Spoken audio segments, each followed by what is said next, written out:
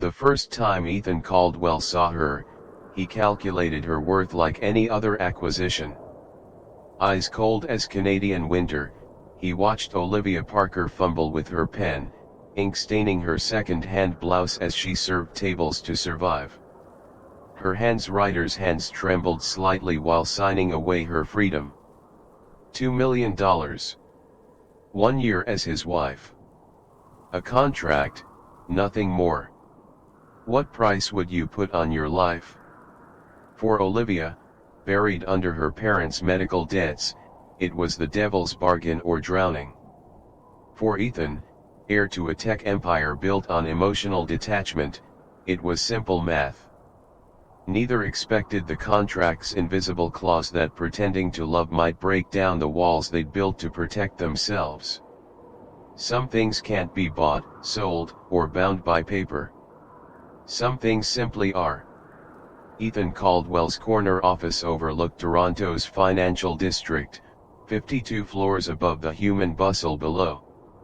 From this height, people resembled ants, insignificant, interchangeable, each following predetermined paths that could be studied, predicted, and ultimately controlled.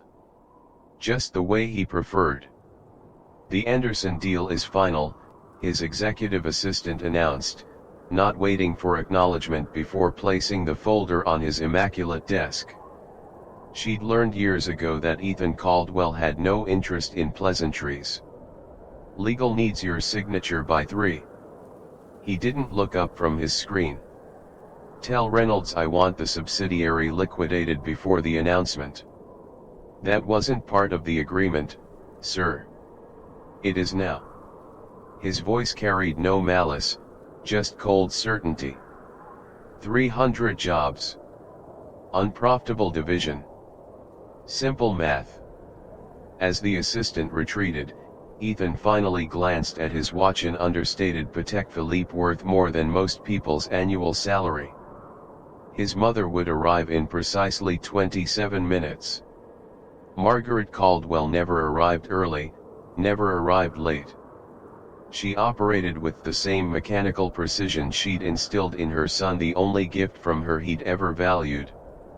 The memory surfaced unbidden, his father packing suitcases, his mother's face stone still, 11-year-old Ethan watching from the staircase landing.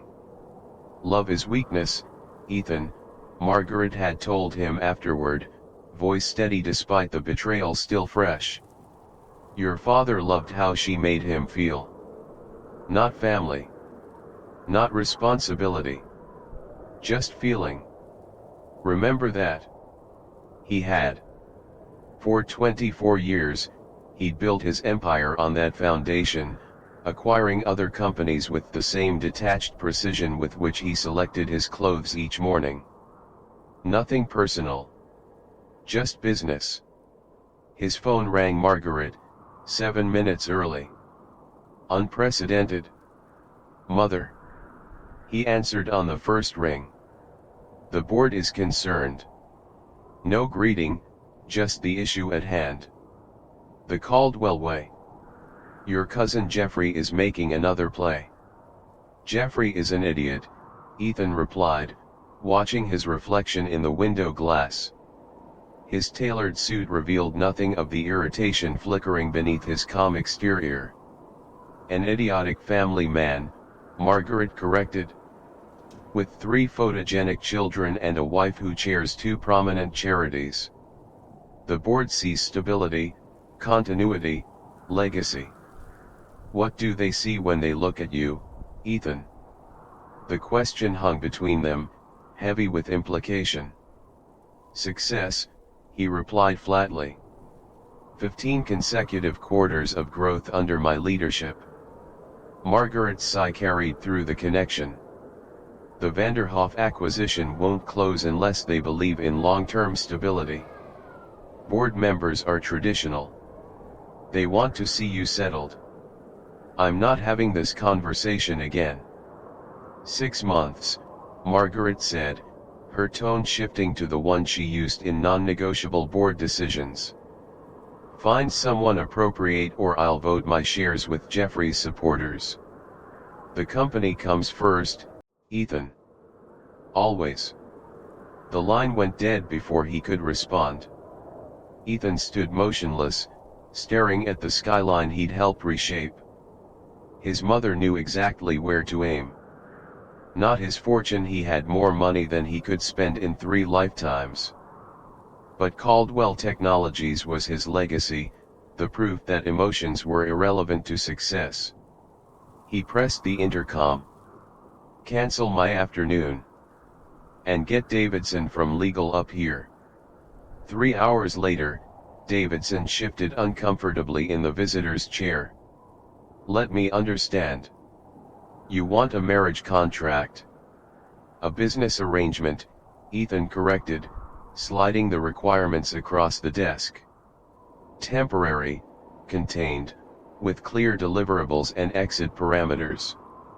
1 year should be sufficient to secure the Vanderhoff deal and quiet the board. You'll need someone discreet. Someone with something to gain but nothing to lose." Ethan's expression didn't change as he pressed a button, bringing up security camera footage from the small cafe across from Caldwell Tower. The image showed a young woman serving coffee, face tired but determined, ink-stained fingers suggesting a writer. Background check on her. Complete financial profile by morning. Olivia Parker's fingers hovered over her ancient laptop keyboard, the cursor blinking accusingly at the empty page. 10 minutes until her shift started. 10 minutes to create anything that would remind her she was still a writer, not just a woman drowning in debt. The cafe kitchen hummed with morning preparations.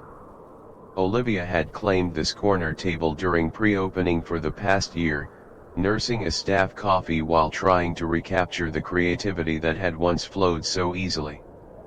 Still working on that novel. Marco, the owner, set a fresh mug beside her laptop. His kindness in allowing these morning sessions was one of the few constants in her imploding life. "Trying to," she confessed, saving the blank document with the title and nothing else. Another failure to add to the growing collection. "Thanks for the coffee.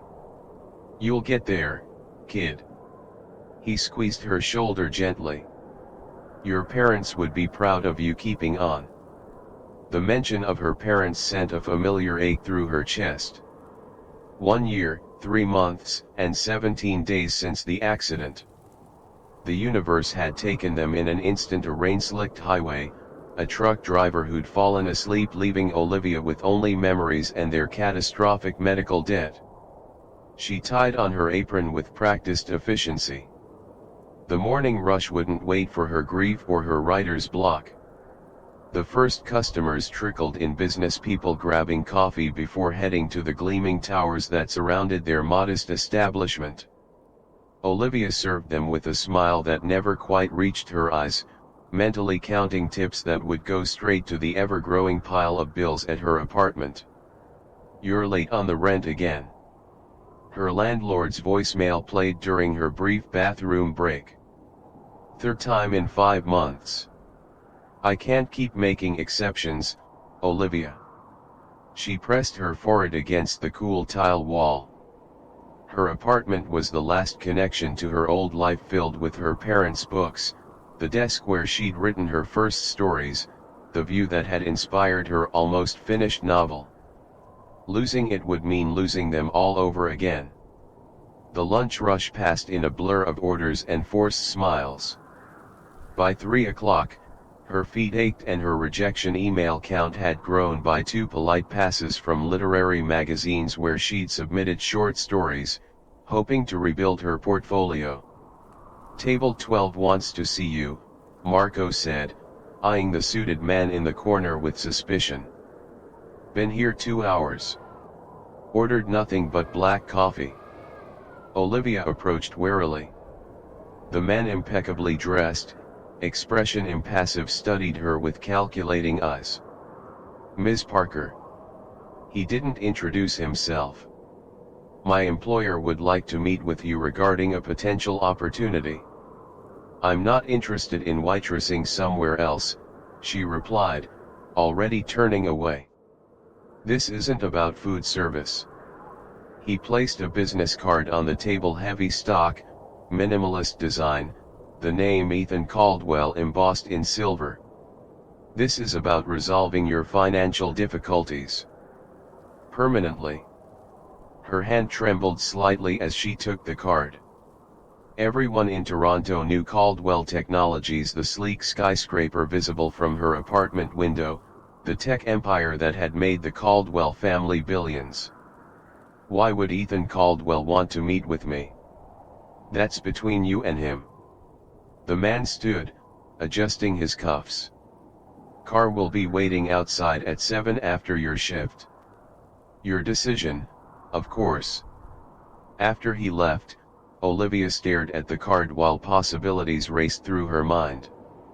Was this about her writing? Had someone important read her work? Or was it something else entirely? Her phone buzzed with a final notice from the hospital's collections department. The decision crystallized in that moment. Whatever Ethan Caldwell wanted, she would at least hear him out. Rock bottom gave you nothing to lose. The Caldwell Technologies building swallowed Olivia into its gleaming interior, glass and steel reflecting her disheveled appearance back at her from every angle. She'd barely had time to change after her shift, throwing on the one presentable outfit she owned, a navy interview dress, now slightly too loose on her frame. The dress had belonged to better times, when she'd had interviews with publishers instead of debt collectors.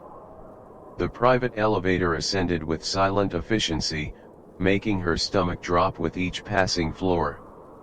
The security man Davis, according to his terse introduction, stood beside her, facing forward, offering no clues about what awaited her.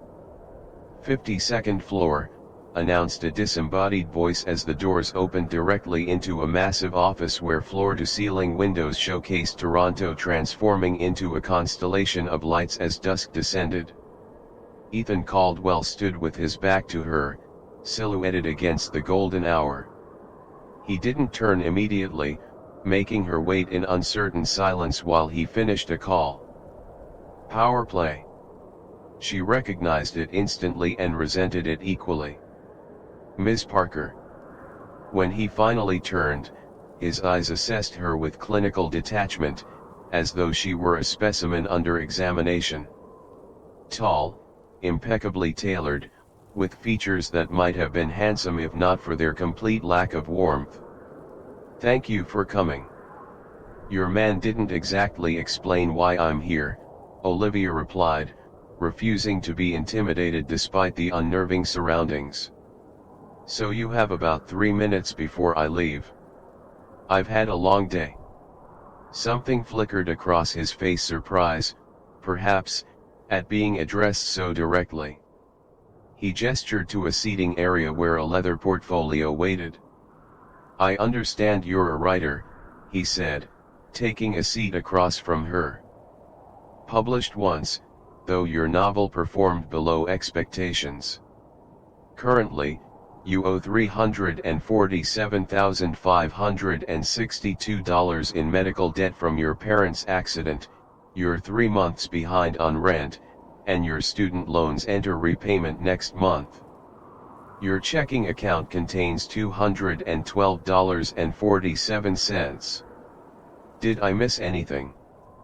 The clinical recitation of her financial devastation felt like a physical blow. Is this some kind of sick joke? I don't joke, Ms. Parker. I'm offering a solution. He opened the portfolio, sliding a document toward her. A contractual arrangement beneficial to us both. What kind of arrangement? Her voice sounded distant in her own ears. Marriage. The word hung between them, absurd and impossible. 1 year. In name and public appearance only. You would receive $2 million, half upon signing, half upon completion of the term. Olivia's laugh emerged sharp and incredulous. You can't be serious. Entirely. His expression remained unchanged. My mother has made my marital status a condition of my continued leadership. The board requires stability. You need money. A simple transaction. Anger flashed through her disbelief. There's nothing simple about pretending to be someone's wife. It's acting, Ms. Parker. You assume a role, perform specific functions, and receive compensation. His tone remained matter of fact. Public appearances, appropriate social media presence, residing at my penthouse. The contract specifies everything, including the termination date and non-disclosure agreements. Why me? The question escaped before she could contain it. For the first time, something resembling genuine emotion crossed his features calculation. You're intelligent enough to understand the arrangement. You have no family to complicate matters. Your financial situation makes you motivated. And you're reasonably presentable with minimal effort. The backhanded compliment barely registered as Olivia's mind raced through implications. $2 million. Freedom from debt. The ability to write without working double shifts. Her parents' medical bills paid in full. This can't be legal, she whispered. It's a marriage, Ms. Parker. People marry for convenience every day. He closed the portfolio. Take 24 hours to consider. The offer expires tomorrow night. As Olivia stepped back into the elevator, the document clutched against her chest. She couldn't decide which was more terrifying, accepting his proposition or returning to her crumbling life without it. The penthouse occupied the top 2 floors of an exclusive building overlooking Lake Ontario, a modernist palace of glass, steel, and emptiness. Olivia stood in what was now technically her home, wedding band still foreign on her finger, watching Ethan input the security code that would allow her access to her gilded cage. Your things have been moved into the East Wing, he stated, not looking up from his phone. The small suitcases she'd packed herself had been supplemented by dozens of designer shopping bags, new clothes, shoes, accessories deemed appropriate for Ethan Caldwell's wife. My housekeeper arranged everything according to the guidelines in Section 12 of our agreement. I can unpack my own clothes, Olivia replied, trying to mask her unease with defiance. Appearances matter. My wife doesn't wear second-hand clothing or discount brands. His gaze finally lifted, clinical and assessing. The stylist selected everything based on your measurements. If something doesn't fit, inform Helena. She'll handle it. Does Helena handle all your wife's needs? The sarcasm escaped before she could contain it. Something flashed in his eyes, irritation, perhaps the first genuine emotion she'd seen from him. Section 15, Paragraph 3. Our private interactions remain civil and professional. He checked his watch. The housekeeper prepared dinner. I have calls until 9. With that, he disappeared into his office, leaving Olivia alone in the vast, sterile space. She wandered room to room, feeling like an intruder despite the legal document binding her to this man and this place. Everything was immaculate, designed rather than lived in a showcase home for a showcase life. The East Wing, her designated space, contained a bedroom larger than her entire former apartment, a bathroom with heated marble floors, and a study lined with empty bookshelves. The shopping bags yielded clothing she would never have chosen for herself, elegant, understated pieces in neutral colors, each item carefully selected to reflect the taste of someone she wasn't. Her own books, beloved, worn paperbacks collected over years, had been unpacked onto a single shelf, looking shabby and out of place among the curated decor. Beside them sat her ancient laptop, the only tool she had to rebuild her shattered writing career. Dinner was waiting in the kitchen, individually plated meals under warming lids, set at opposite ends of a table too large for two people. Olivia uncovered her plate to find perfectly prepared salmon, vegetables arranged with artistic precision, a meal designed for nutrition rather than pleasure. She ate alone, the silence of the penthouse pressing against her ears, interrupted only by the distant murmur of Ethan's business calls. 3 weeks ago, she'd been serving coffee, dodging collection calls, and sleeping on a mattress on the floor. Now she was legally Mrs. Caldwell, with a bank account containing more money than she'd ever imagined and an emptiness expanding in her chest. At precisely 9, Ethan emerged, loosening his tie as he entered the kitchen. He paused, seeing her still at the table, a glass of wine, his wine in her hand. Problem?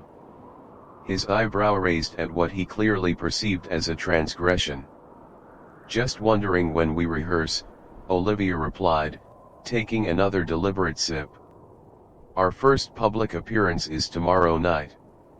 Shouldn't we practice looking like we don't despise each other? For a moment, he seemed genuinely perplexed. We have a dossier. You've memorized my preferences, history, professional accomplishments. I've done the same with your limited public information. Facts don't make a marriage believable. She stood, moving closer, watching discomfort flicker across his face as she invaded his personal space. Do you flinch every time your wife comes near you? Because that might raise questions. Something shifted in his expression, recognition of a tactical error. Slowly, deliberately, he reached out and brushed an imaginary strand of hair from her face, his fingers hovering near her cheek without quite touching it. Better. His voice held a challenge. Olivia forced herself to hold his gaze, ignoring the unexpected flutter in her stomach. It's a start. 3 weeks into their arrangement, Olivia woke to the sound of breaking glass. She fumbled for her phone 3:17 a.m. and padded barefoot from her bedroom into the main living area, where silver moonlight spilled across the hardwood floors. Ethan stood by the panoramic windows, crystal tumbler shattered at his feet, whiskey pooling like amber blood around Italian leather shoes. His back was to her, shoulders rigid, hands braced against the glass as though holding himself upright. Ethan. Her voice emerged softer than intended. He didn't turn, didn't acknowledge her presence, but something in his posture changed, a tightening, a further withdrawal into whatever private battle he was fighting. Go back to sleep. His words slurred slightly, the first imperfection she'd witnessed in his carefully controlled facade. Instead, she approached cautiously, skirting the broken glass. You're bleeding. A thin rivulet of blood traced from his clenched fist down his wrist, disappearing beneath his rumpled shirt cuff. He glanced at it with detached curiosity, as though the injury belonged to someone else. It's nothing. It's something. Olivia surprised herself by taking his wounded hand, turning it gently to examine the cut. Come on. First aid kit in the bathroom, right? He allowed himself to be led, uncharacteristically compliant, to the kitchen where she sat him at the counter while retrieving the medical supplies. His eyes followed her movements with unfocused intensity. Vanderhoff pulled out, he said suddenly as she cleaned the cut with antiseptic. 2 years of negotiation. Gone. Understanding dawned. The Vanderhoff acquisition, the primary reason for their marriage charade, the deal that would cement Caldwell Technologies' dominance in the market. The deal his mother had leveraged against him. I'm sorry. And strangely, she was. Not for the business loss, but for the man before her, coming undone in ways he couldn't control. Why? A bitter laugh escaped him. You get your money regardless. Contracts ironclad. Because it mattered to you. She wrapped gauze around his hand with careful precision. Because you're human, even if you try very hard not to be. Something flickered in his eyes, vulnerability so fleeting she might have imagined it. He stared at their joined hands, her fingers still holding his as though the connection were somehow natural. You don't know me, he said, voice low and rough. I'm learning. Olivia released his hand and began cleaning up the first aid materials. You take your coffee black but actually prefer it with 1 sugar when no one's watching. You sleep about 4 hours a night. You read historical biographies to relax. You haven't spoken to your father in 15 years. Your mother terrifies everyone except you. His expression shifted to guarded surprise. You've been studying me. It's my job to know my husband. She shrugged slightly. According to section 17, paragraph 4. For the first time since their arrangement began, Ethan Caldwell smiled, a genuine expression that transformed his face from cold perfection to something startlingly human. Olivia felt something dangerous unfurl in her chest at the sight. You memorized the contract, he observed, sounding almost impressed. Know your opponent, she replied. First rule of negotiation. We're not opponents, Olivia. We're partners in this arrangement. Something in his tone made her pause as she wiped down the counter. Partners, she repeated slowly. That would imply equal standing. Doesn't it? He stood, suddenly seeming far too close in the pre-dawn kitchen. You've infiltrated my home, rearranged my bookshelves, consumed my wine collection, and somehow convinced my housekeeper to make those atrocious cinnamon rolls you like. If that's not gaining ground, I don't know what is. The observation carried no accusation, just a curious wonder, as though he'd discovered an unexpected variable in a familiar equation. Olivia felt the dynamic between them shifting, morphing into something neither had accounted for in their meticulous contract. Genuine connection. Go to bed, Ethan, she said gently. Tomorrow you'll figure out how to win without Vanderhoff. How do you know? Because that's what you do, she answered simply. You adapt and overcome. It's actually quite impressive when it's not incredibly annoying. The charity gala at the Royal Ontario Museum marked their 5th public appearance as husband and wife.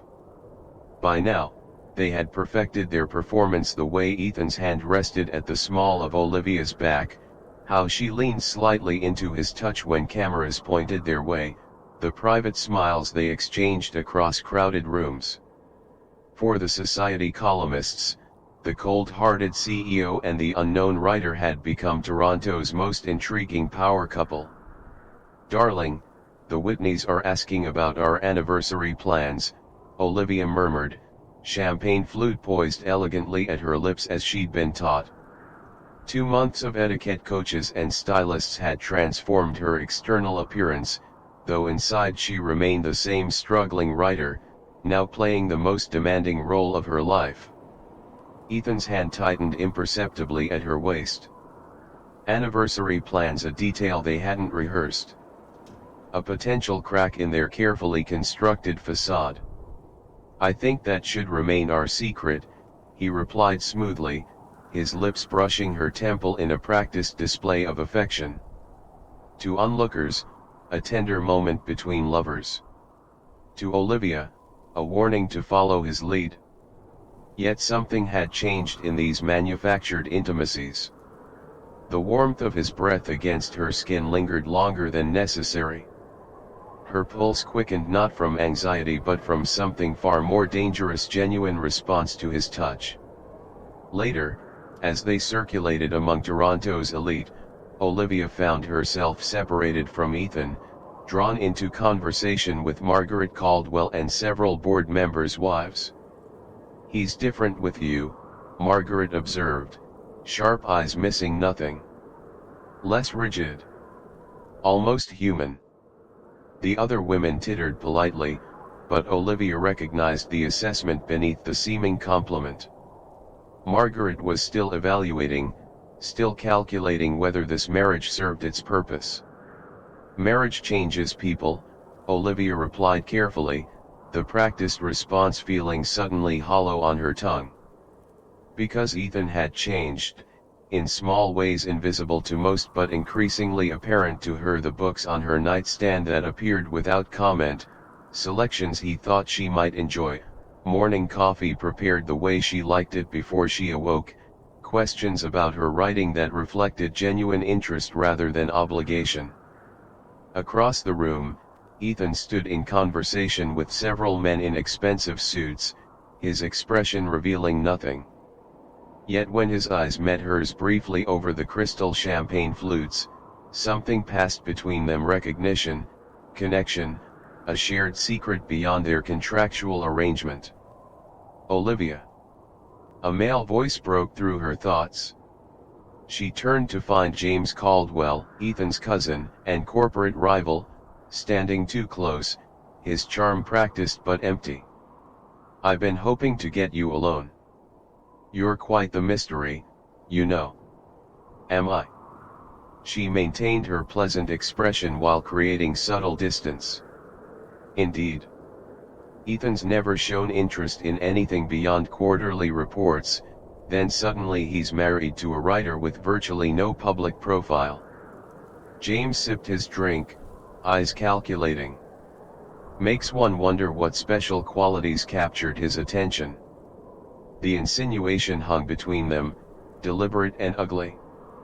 Before she could respond, Ethan materialized beside her, his expression pleasant but eyes cold as winter.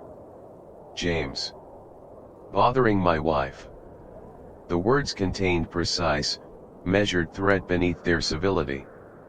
"Just getting acquainted with the newest Caldwell," James replied, undeterred. "Sharing family stories." "How thoughtful." Ethan's arm slid around Olivia's waist, possessive in a way that felt less performative than usual. "Unfortunately, we're leaving. Early meeting tomorrow." In the car, silence stretched between them until Olivia finally spoke. What did he mean about family stories? Ethan's jaw tightened, hands gripping the steering wheel with unnecessary force. "James believes every relationship has an angle. A transaction."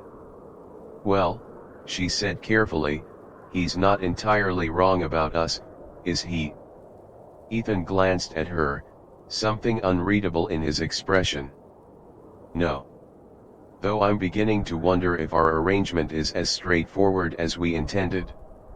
The admission hung between them, acknowledgement of the shifting ground beneath their careful performance, of emotions neither had factored into their meticulous contract. "Ethan," she began, uncertain how to articulate the confusion unfolding within her. "I think we should." "Not tonight," he interrupted, voice suddenly distant. "We've been performing all evening. Let's not continue it in private." The words stung with unexpected sharpness, reminding Olivia of a truth she'd begun to forget, that for Ethan Caldwell, she remained a business arrangement, nothing more. The manuscript rejection arrived on a Tuesday, a formal email expressing appreciation for your submission while declining Olivia's novel with corporate politeness. 3 months into her marriage charade, she'd finally completed the book she'd been struggling with before Ethan's proposition, a story of loss, resilience, and reinvention that felt simultaneously too personal and vitally important. She sat in her study, no longer feeling like a borrowed space but somehow hers, and allowed tears to fall freely for the first time since moving into the penthouse. The rejection itself wasn't devastating, every writer faced them. What cut deeper was the crushing realization that even with financial security, even with time to write, even with perfect circumstances, she might still fail. Olivia didn't hear Ethan enter until he spoke from the doorway. Bad news. His voice lacked its usual clinical detachment, carrying instead a note of genuine concern. She hastily wiped her eyes, embarrassed to be caught in vulnerability. Nothing important. Just work. Ethan crossed the room with unexpected purpose, turning her computer screen to read the rejection email. His expression darkened as he scanned the contents. "They're idiots," he stated flatly. A surprised laugh escaped her. "You haven't even read my book." "I have, actually." He leaned against her desk, arms crossed. "You left the manuscript in the printer last week." Heat rushed to her face. The thought of Ethan reading her words, her heart spilled across pages, felt more intimate than sharing a home ever had. "You had no right." "I know." He cut her off, not defensively but with quiet acknowledgement. "I shouldn't have. But once I started, I couldn't stop." Something in his tone made her anger falter. And those publishers are making a significant error in judgment." He pulled out his phone, typing rapidly. "I'm having Cameron arrange meetings with 3 other publishing houses. They owe me favors." "Stop." Olivia stood, snatching the phone from his hand. "I don't want your connections or your favors. This isn't part of our arrangement." "Isn't it?" Ethan's eyes held hers with unexpected intensity. "You're my wife. Supporting your career maintains our public image. This isn't about image." Her voice cracked slightly. "This is my work, Ethan. The one thing that's still entirely mine. I won't have you turning it into another transaction." Something shifted in his expression, understanding, perhaps, or recognition of a boundary he hadn't realized existed. He nodded once, conceding the point. "I apologize," he said formally. "You're right." She returned his phone, their fingers brushing in the exchange. The simple contact sent an unsettling awareness through her how accustomed she'd grown to his presence, his particular habits, the rare moments when his guard lowered enough to reveal the man beneath the CEO facade. "Why did you read it?" she asked suddenly. "My manuscript? Was it just curiosity, or?" He considered her question with unexpected seriousness. "I wanted to understand." "Understand what?" "You." The single word hung between them, laden with implications neither was prepared to address. "The book is excellent, Olivia. Emotionally resonant without being sentimental. Honest." He hesitated before adding, "like its author." The compliment, sincere in a way she'd never heard from him, created a dangerous warmth in her chest. This wasn't supposed to happen. Their contract specified companionship, not connection. Appearances, not attachment. "Thank you," she managed finally. Ethan moved toward the door, then paused. "Would you?" He stopped, seeming uncharacteristically uncertain. "Would you allow me to read the next draft? Before you submit it elsewhere?" The request surprised her, not a business proposition but a personal one. A genuine desire to engage with her work, her thoughts, her creative self. "I'd like that," she admitted softly. After he left, Olivia stared at the rejection email, no longer feeling its sting. Something more significant had happened, a boundary crossed, a connection formed. Their carefully constructed arrangement was developing complications neither had anticipated, genuine feelings emerging from artificial circumstances. It terrified her. And yet, she couldn't bring herself to regret it. The corporate retreat in Muskoka created the perfect storm: 72 uninterrupted hours of performance without breaks, without private moments to recalibrate, without the safety buffers they'd established in Toronto. Board members, executives, and spouses occupied the luxury lakeside compound, every interaction observed, every gesture between Ethan and Olivia catalogued and analyzed. By the second evening, the constant vigilance had frayed Olivia's nerves to breaking point. She stood on the private deck of their cabin, wrapped in a borrowed sweater against the autumn chill, watching moonlight ripple across the lake's dark surface. "You're missing the dinner," Ethan's voice came from behind her. He'd loosened his tie, a small concession to the retreat's supposedly relaxed atmosphere. Margaret noticed. "Margaret notices everything," Olivia replied, not turning. "I needed air." She felt rather than saw him approach, stopping beside her at the railing. For several minutes, they stood in silence, the distant laughter from the main lodge drifting across the water. "James cornered me today," Ethan said finally. "He's convinced our marriage is some elaborate deception. He's been investigating you." Fear spiked through her. What did he find? Nothing yet. But he's persistent. Ethan's voice remained even, but tension radiated from him. "We need to be more convincing." Olivia turned to face him, anger suddenly eclipsing caution. "More convincing? We live together. We attend every event together. I've learned how to dress, speak, and behave like the perfect Caldwell wife. What more could possibly be required?"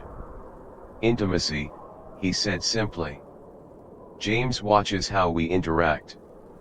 He's looking for cracks, hesitations. Moments when we're not touching or looking at each other with appropriate affection. So now I need to manufacture desire too." The words emerged sharper than intended. "Where exactly in our contract does it specify that?" Ethan's expression shifted, frustration breaking through his usual control. "This isn't about the contract. This is about protecting what we built. If James convinces the board our marriage is fraudulent, it is fraudulent." Olivia's voice rose despite herself. "That's the whole point. We signed papers making it explicitly clear this is a business arrangement, not a marriage. We agreed to pretend, not to become." The last word hung between them, loaded with implications neither had acknowledged. Ethan stared at her, something vulnerable flickering behind his eyes before disappearing beneath practiced neutrality. "I understand this is challenging," he said carefully. "But everything depends on maintaining the illusion for a few more months." "Everything for you," Olivia corrected quietly. "Your company. Your position. Your mother's approval. I already have what I needed from this arrangement." "Then why stay?" The question emerged with unexpected rawness. "If you've gotten what you want, why continue the charade?" "Because I'm afraid I'm no longer pretending," she thought but couldn't say. Because somewhere between contract signing and now, the performance had become reality, at least for her. "The agreement," she answered finally. "I honor my commitments." Something like disappointment crossed his features. "Of course. The contract." A knock at the cabin door interrupted them. Margaret Caldwell's voice carried through the wood. "Ethan?" "Olivia. The board is waiting." "We'll be right there, Mother," Ethan called, voice perfectly modulated to convey nothing of their conversation. As they prepared to rejoin the gathering, Ethan stopped her with a light touch on her arm. For one suspended moment, they stood close enough that she could feel the warmth radiating from him, could count the faint lines at the corners of his eyes, evidence of stress he never acknowledged. "Olivia," he began, voice low and uncertain in a way she'd never heard before. I need to tell you something. About us. About this arrangement. Fear and hope collided in her chest. What about it? Before he could answer, the door opened, Margaret's imperious figure silhouetted against the lodge lights. The moment shattered, whatever confession Ethan might have made dissolved into professional smiles and practiced touches as they resumed their performance. But something had broken between them, or perhaps begun to break free. The email arrived on Olivia's personal account, not the carefully monitored Caldwell address created for their charade, but her original Gmail she'd used before the arrangement. The sender was unfamiliar, the subject line direct, "What you should know about your husband." She should have deleted it immediately. Instead, alone in the penthouse on a rare morning when Ethan had early meetings, she clicked open the attachment with trembling fingers. The document that filled her screen was unmistakable, a marriage contract identical to her own in language and terms, differing only in the name, Victoria Winters. Dated 14 months earlier, it had never been executed, but its existence confirmed what she'd begun to suspect: she wasn't special. She was simply the first woman desperate enough to accept Ethan's proposition. Sickness rose in her throat as she scrolled through the document, noting the identical compensation amount, the same clauses about appearances and termination. All this time, she'd been fighting unexpected feelings, believing their connection, however tentative, was genuine. Instead, she was merely a replacement, an interchangeable part in Ethan's corporate strategy. When he returned that evening, she waited in the living room, Victoria's contract displayed on her laptop. He paused in the doorway, taking in her expression, the scene, understanding immediately converging in his eyes. "Where did you get that?" His voice remained calm, but tension radiated from his rigid posture. "Does it matter?" Olivia's own voice sounded strange to her ears, hollow yet razor-edged. Were there others besides Victoria, or was I just lucky candidate number 2? Ethan set down his briefcase with deliberate care. The situation with Victoria was different. "Really?" "Because the contract looks identical to mine. Same terms, same amount, same duration." She closed the laptop, unable to look at the evidence any longer. Was there a template? Insert desperate woman's name here. "You weren't desperate," he countered, moving further into the room. "You were practical." God, do you even hear yourself? Olivia stood, needing physical distance between them. "I thought," she stopped, unable to articulate the humiliation churning inside her. "I actually started to believe there was something real developing between us." Something flickered across his face: pain, perhaps, or simply annoyance at the complication. "Olivia. Don't." She held up her hand. "Just tell me the truth for once. Was I just a convenient replacement when Victoria refused you?" He hesitated too long before answering. "Initially, yes." The confirmation hurt more than she'd anticipated, despite already knowing the answer.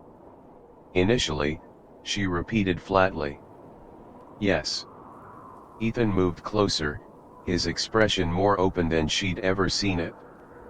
"But things changed." "You changed them. How convenient that you're realizing this now, when I've discovered your deception." "It wasn't deception," he insisted, frustration edging his voice. "Our arrangement was transparent from the beginning. A business transaction benefiting us both. The arrangement, yes. But this," she gestured between them, "whatever's been happening these past months. The conversations, the small kindnesses, the moments when you seemed to actually see me. Was that all performance too?" His silence told her everything.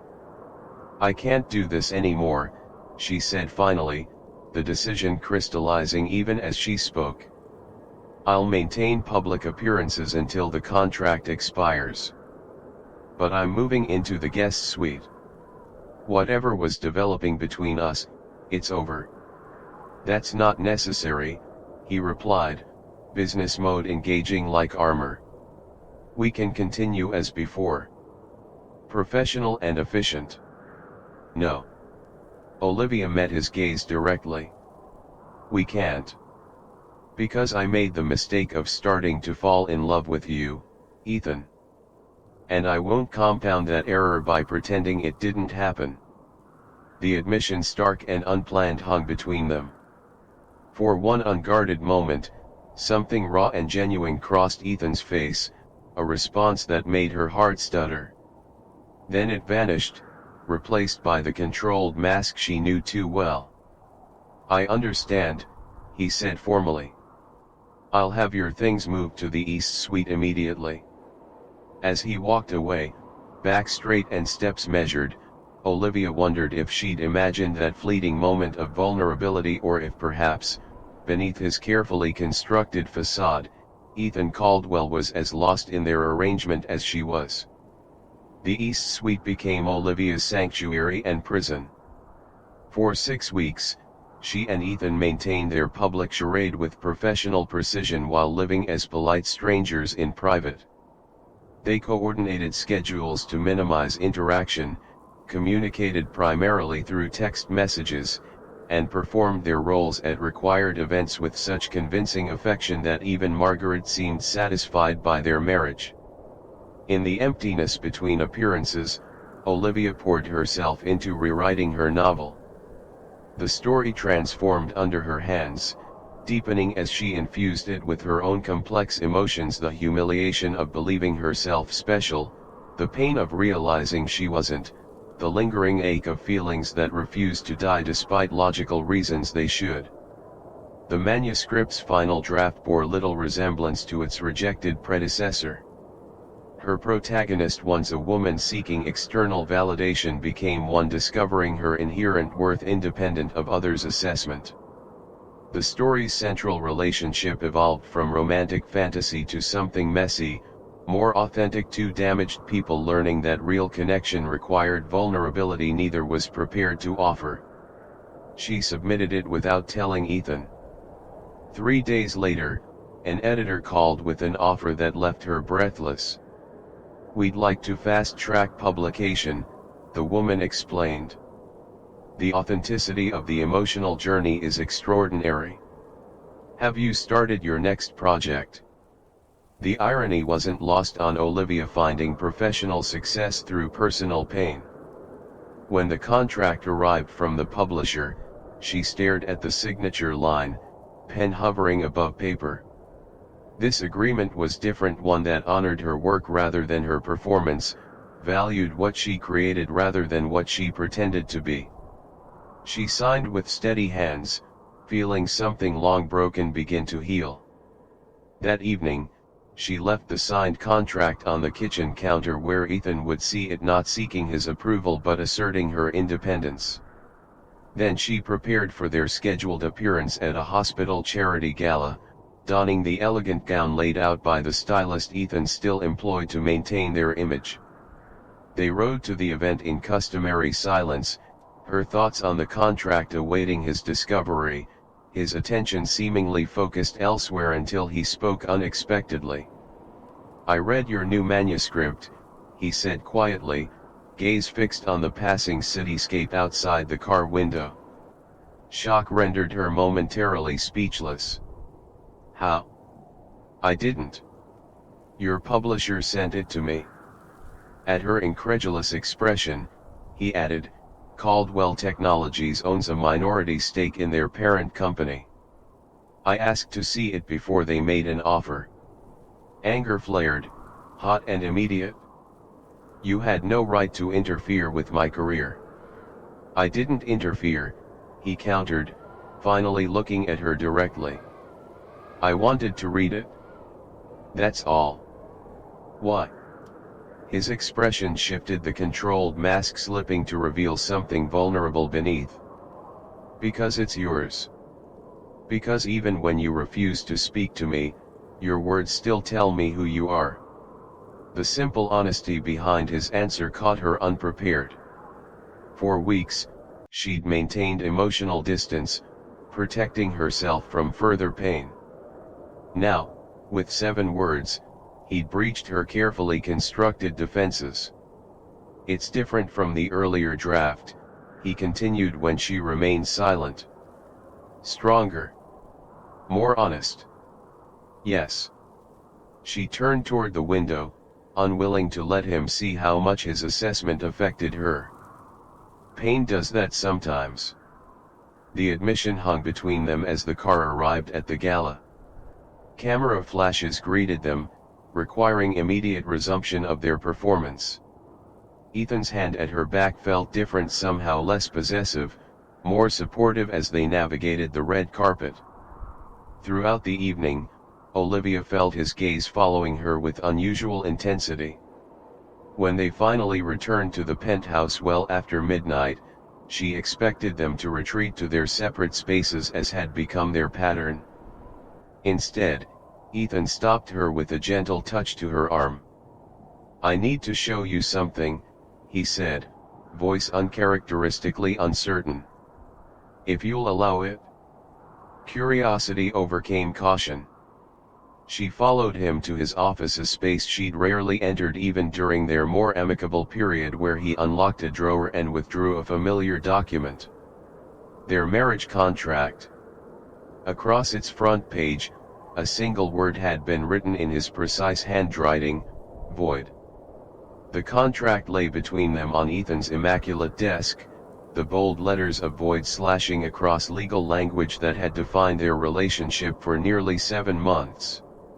"I don't understand," Olivia said, staring at the document, afraid to touch it or look at him. "We still have 5 months left." "The board." "I don't care about the board."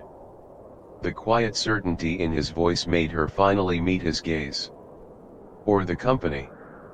Or my mother's manipulation? Since when?" The question emerged sharper than intended, protective skepticism rising against hope. Ethan moved around the desk until nothing separated them but choices and consequences.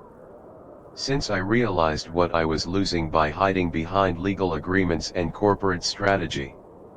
In his eyes, Olivia saw something she'd glimpsed only in rare, unguarded moments: vulnerability unveiled, the man beneath the CEO facade finally visible. Her heart thundered painfully against her ribs. "Ethan, don't do this if it's just another performance." Her voice cracked slightly. "I can't. It's not." He reached for her hand, stopping when she instinctively withdrew. "I deserved that," he acknowledged. "You have no reason to trust me. I've treated our relationship like a business transaction from the beginning."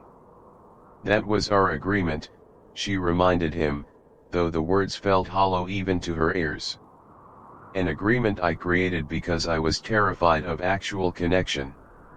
His admission hung raw between them. "My entire life has been structured around control, Olivia. Emotions are unpredictable. Attachment creates vulnerability. Love," he faltered on the word. "Love requires risk I've never been willing to take. Until now." She couldn't keep skepticism from her tone. "Until you." He gestured toward the voided contract. "I'm terminating our arrangement, effective immediately. The remaining payment will be transferred regardless. You're free to leave with no obligations, no performances, no pretense." The offer stunned her, its implications, its timing, the apparent sacrifice of everything he'd constructed their arrangement to protect. "What about your position? The board? Your mother's ultimatum?" A ghost of a smile touched his lips. "Turns out there are things more important than corporate control. It took me far too long to recognize that." The raw honesty in his voice made something long frozen within her begin to thaw. Still, doubt lingered. Why now, Ethan? After weeks of silence between us. Your book, he answered simply. I recognized myself in it, the man afraid of genuine connection, hiding behind contracts and conditions. And I recognized you, your strength, your resilience. How you transformed pain into something beautiful. He paused, seeming to gather courage. I realized I didn't want to be just a painful chapter in your story. I wanted. He trailed off, uncharacteristically uncertain. What? She pressed, needing to hear him complete the thought. Everything, he admitted quietly. The arguments over coffee strength. Your books mixed with mine on the shelves. Your voice calling my name not for appearances, but because you want me there. I want the messiness and uncertainty I've spent my life avoiding, because a perfectly controlled existence without you is empty. Tears blurred Olivia's vision, not of sadness or anger, but recognition. In Ethan's halting confession, she heard her own journey reflected back, the fear of vulnerability, the protective barriers, the unexpected discovery that some connections transcended logical arrangement. I can't promise I'll get it right, he continued when she remained silent. I have decades of emotional avoidance to overcome. But I want to try. With you. Without contracts or conditions. Olivia studied his face, the slight uncertainty in eyes usually so confident, the tension in his jaw revealing how much her answer mattered. 7 months ago, she'd entered his office as a stranger accepting a business proposition. Now she stood before him as a woman who'd seen beneath his carefully constructed facade and, against all logic, fallen in love with the complicated man she'd discovered there. I never properly moved out of the master suite, she said finally, a small smile breaking through her tears. My favorite sweater is still in your closet. Understanding dawned in his eyes, hope replacing uncertainty. Is that a yes? Instead of answering, Olivia reached across the desk and tore the contract in half, the ripping sound unexpectedly satisfying in the quiet room. No more contracts between us, she whispered. Just promises we choose to keep. Spring arrived in Toronto with characteristic unpredictability, warm sunshine one day, frost-edged windows the next. Olivia stood on the penthouse balcony, coffee warming her hands as she watched the city awakening below, still surprised sometimes to find herself here not as a contractual obligation but by choice. 3 months had passed since the night Ethan voided their agreement. 3 months of learning to build something genuine from foundations initially constructed for show. The transition hadn't been seamless, they argued, retreated into old patterns, stumbled through emotional territories neither navigated easily. But they persevered, discovering that authentic connection, however imperfect, satisfied in ways their flawless performance never had. The sliding door opened behind her, bringing Ethan's familiar presence. He wrapped his arms around her waist, chin resting on her shoulder, a casual intimacy that had once been choreographed for observers and now belonged only to them. You're up early, he murmured against her hair. Nervous about tonight? Her book launch was scheduled for 7 o'clock, her novel finally making its journey from private pain to public offering. A little, she admitted, leaning into his embrace. What if no one comes? What if everyone comes but hates it? His soft laugh vibrated against her back. The publisher has already ordered a second printing based on pre-orders. And the early reviews are exceptional. He turned her gently to face him. Though the critic who matters most already approves. Biased opinion, she countered, smiling despite her anxiety. Informed opinion, he corrected. I know quality when I see it. The casual confidence in his voice, not arrogance but genuine belief in her talent, still surprised her sometimes. Ethan had always possessed absolute certainty in business matters, but extending that certainty to faith in her work represented one of many small transformations in their relationship. The board meeting went well, she asked, noticing the relaxed set of his shoulders that hadn't been present when he'd left yesterday. Better than expected. The restructuring proposal passed unanimously. The pride in his voice contained something new, not just professional satisfaction but personal accomplishment. The changes he'd implemented had preserved Caldwell Technologies while creating more equitable conditions for employees, a balance his father had never attempted. Even James voted in favor. Ethan's smile held wry amusement. James is still adjusting to the new reality where I don't particularly care whether he approves of my decisions. He took her coffee cup, stealing a sip before returning it. Though he did congratulate me on our anniversary, which suggests even he has accepted our marriage is genuine. Their first anniversary had passed 2 weeks earlier, celebrated not with the elaborate society event expected of the Caldwells but with a private dinner on this very balcony. No photographers, no performance, just two people acknowledging how far they'd traveled from contractual arrangement to genuine partnership. Speaking of genuine, Ethan continued, unexpected nervousness entering his voice. I have something for you. From his pocket, he withdrew a small velvet box, not the expected jewelry case but something more distinctive. Olivia opened it with curious fingers to find a key nestled against dark fabric. You already have keys to the penthouse, she said, confused. Not to the penthouse. To this. He handed her his phone, open to photos of a century-old Victorian in Rosedale, the neighborhood where old Toronto money resided in historic homes rather than modern high-rises. The house was beautiful, with character Ethan's sterile penthouse had always lacked.